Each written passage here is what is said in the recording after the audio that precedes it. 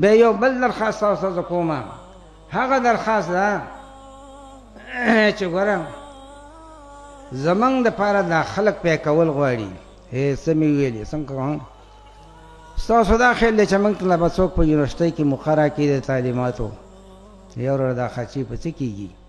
تا له ستا تعلیم په یونیورسټۍ کې تا له مقدر کوي ته درس قرآن وکړي، تا له په کالجونو کې مقدر کوي ته درس قرآن وکړي. دا د هغوی خپلې تجربې دي، الحادي تجربې، چې کله یو کس ذهن د الحاد نه جوړ شوی اعلی هدې ته دغه رسېدل ډېر ګران دي. هغه امتحانونه اخلي، ناګهانه مضمون کې راولي په نکاح باندې تنقیدي جایزه په اسلام کې ولیکئ، معلومات کوي چې دا ملحد شوی دی که نه دی.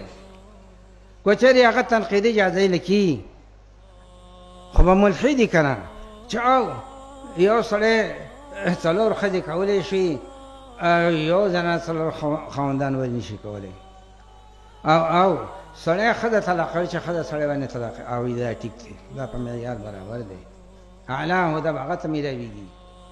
که دا ولیکله قابل ترین قابل دی شي چې وروره اسلام کې په تنقیدي جایزې نشته دی، ټول کمال دی، ته څه دا به عهدې ته ورسېږي، دا به څوک نوکري ورکوي.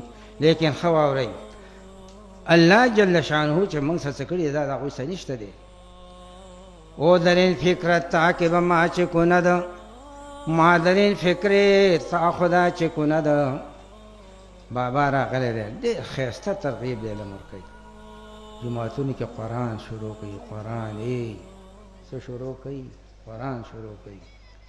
یونیورسټۍ دغه ده، کالج به د بلي، لیکن جماعتونو کې وړو ذهنونه برابر کوي. ماشومانو ته قرآن ویوئ، ماشومانو ته صحیح حدیث ویوئ، چې کله د دیو هغه ذهن ته رسېږي د دیو ذهن به بالکل اسلامي، د الله په فضل او کرم باندې به د دیو ذهن څه وي؟ اسلامي.